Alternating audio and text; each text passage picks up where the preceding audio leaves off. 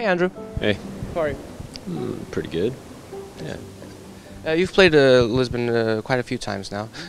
What's it like playing over here? Well, I always have more of a connection here than I do in other places in Europe. Like, I just have made good friends here. Normal citizens, not music industry people. Yeah, everything that you would hope would happen when you visit a new place or a different place seems to happen here. And, why do you think that is? I've just found like the audience to be very like curious and like engaging instead of, you know, other countries there's a distance between performer and an audience, and here it seems like there's less of a distance.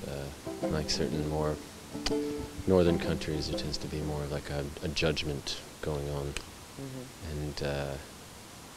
and a bit of false hospitality. I walk with the stars, crying bullets beating hard, to hear all God's creatures roaring again.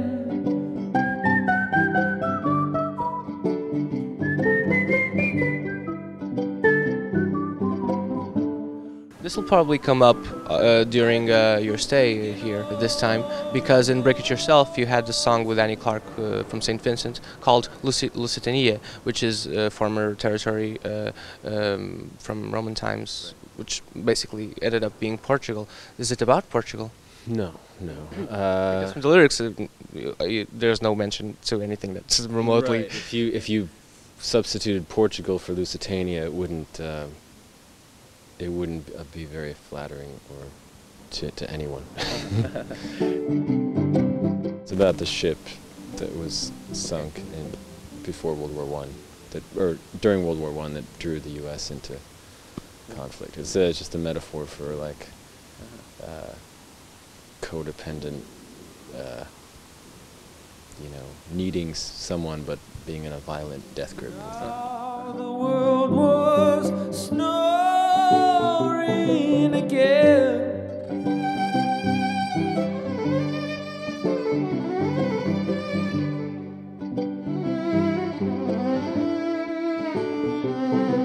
There's a hole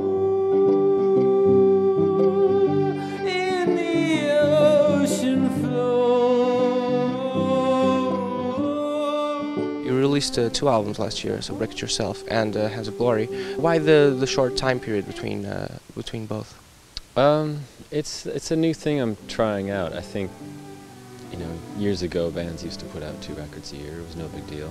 Then suddenly, like the industry schedule demanded that you put all your eggs in one basket and just like don't compete with yourself. Just put out your 13 songs and tour those 13 songs. And the industry schedule has never made sense with my creative schedule. So when I'm excited and I have new songs, I want to just share them as soon as possible. And plus I'll probably go disappear for a couple of years. After these 2 albums?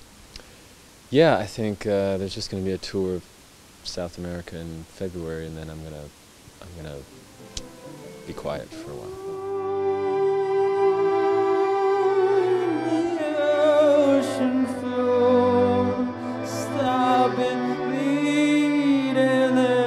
I read that both albums were recorded in a barn and with just one mic. Is that true? The Hands of Glory is more of the one microphone recording, but they were both recorded in a barn in a very simple way, no overdubs, just live, which is I used to do when I was starting off making records, doing one microphone because I love the way that sounds, you know, and I was into old jazz, and I think that's the best way to record that music. Well, we do it on stage with one microphone. It makes you perform better. It makes you actually really perform. You have to project out, and your voices mingle in the air, and then they hit the microphone, instead of everything being antiseptic and overdubbed and in a computer. It leads to a more human performance. Why'd you do that? You shouldn't have done that. There's a lot of music that is folk these days, which kind of lacks some human sense, possibly too sterile. When you're first starting out, you get the producer and the engineers telling you, let's just play it safe. Let's just, you know, even though you might be amazing musicians, let's not leave anything to chance. Do everything one part at a time. And the band could be really great, but then their record is you know, ends up being safe.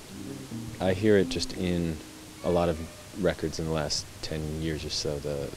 I can hear the production, I can hear those decisions being made, and I don't care for it. The curse you put on me.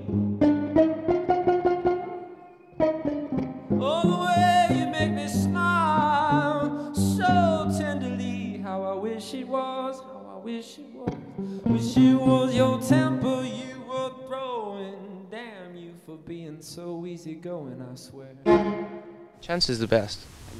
Yeah, if it leans a little this way or a little that way, there's a beauty to lack of symmetry, you know? Just like in Lisbon.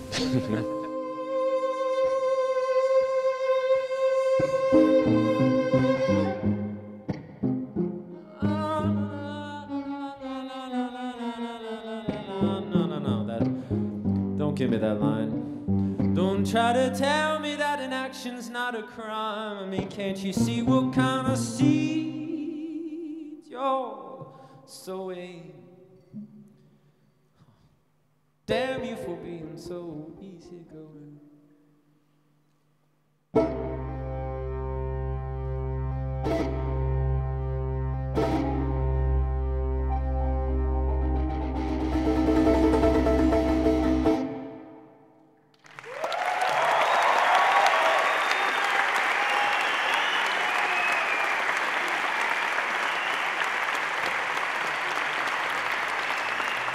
We had survived to turn on the History Channel and ask our esteemed panel. I was listening to this podcast by Pete Holmes called You Made It Weird with Zach Galifianakis, and he was saying that you rented his place, or he rented his place. What is that? What is that?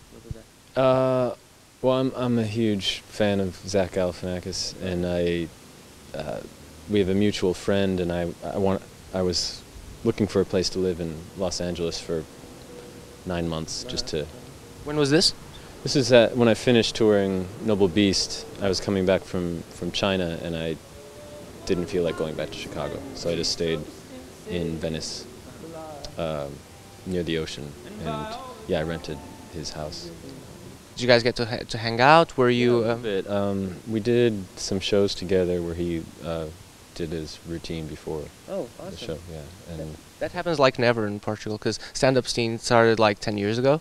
So it's not the crossed shows aren't really a thing over here. 16 tons of hazmat.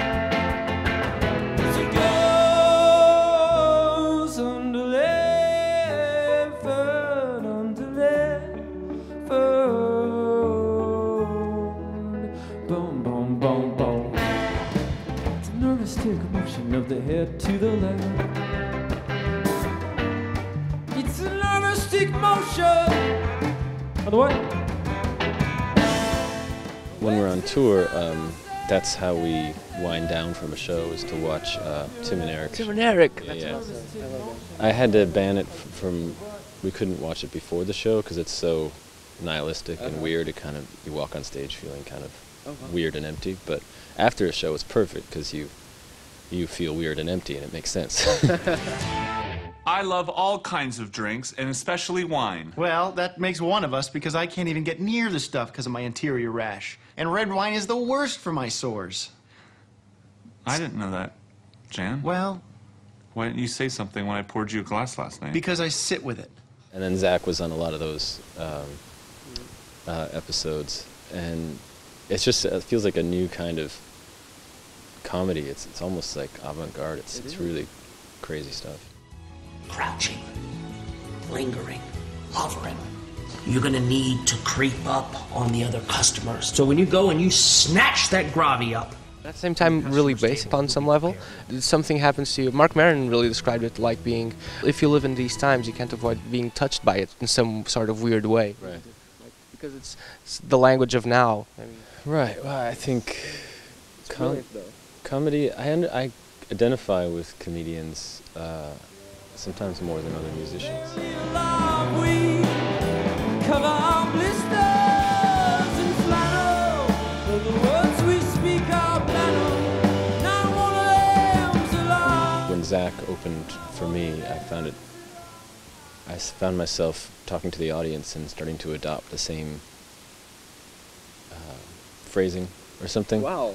And I felt a little strange about it. But sometimes when I'm talking between songs, it feels a little bit like stand-up, like I'm explaining the story of a song or something. 6 miles south of North Platte.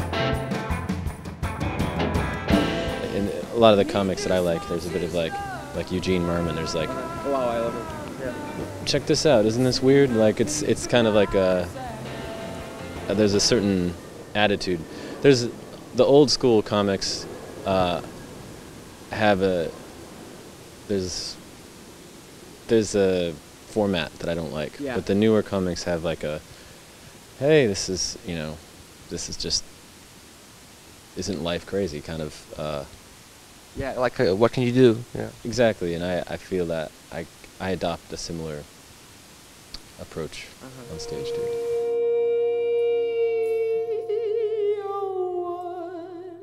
What happens when two substances collide?